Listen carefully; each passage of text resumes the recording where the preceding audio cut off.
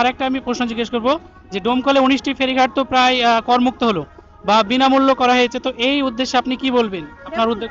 দেখুন, এই 19টা ফেরিঘাট কিন্তু জাতীয় কংগ্রেস ব্লক কমিটিকে নিয়ে আন্দোলন করে, চিঠি করে, মাস পিটিশন করে, লেগে থেকে জাতীয় কংগ্রেসই এটাকে বন্ধ করেছে। অর্থাৎ 19টা ফেরিঘাট এলাকার মানুষ এখন বিনা পয়সায় অর্থাৎ ফ্রিতে তারা পারাপার হচ্ছে। এটা কিন্তু জাতীয় কংগ্রেসের সমস্ত ব্লক নেতৃত্বের এটা ক্রেডিট আর কি, ক্রেডিট। শেষ প্রশ্ন জিজ্ঞেস করব যে একটি সর্বভারতীয় সমীক্ষা ধরা পড়ছে এই রাজ্যের প্রধান ইস্যু 51% মানুষ মনে করছে বেকারত্ব। তো আপনি বেকারত্ব দূরীকরণে কি ভূমিকা নিতে চাইবেন? দেখুন, আমাদের তো শিল্প ছাড়া কর্মসংস্থান হবে না, সরকারি চাকরি বন্ধ, এই সরকার আর থাকবে না।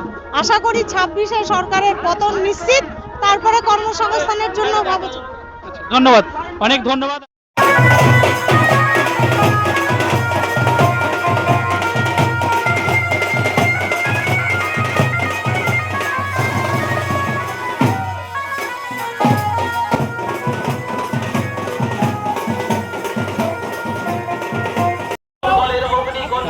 দমকলের ঘরের মেয়ে অধ্যাপিকা শাহনাজ বেগমকে হাত চিহ্নে ভোট দিয়ে বিপুল ভোটে জয়ী করুন।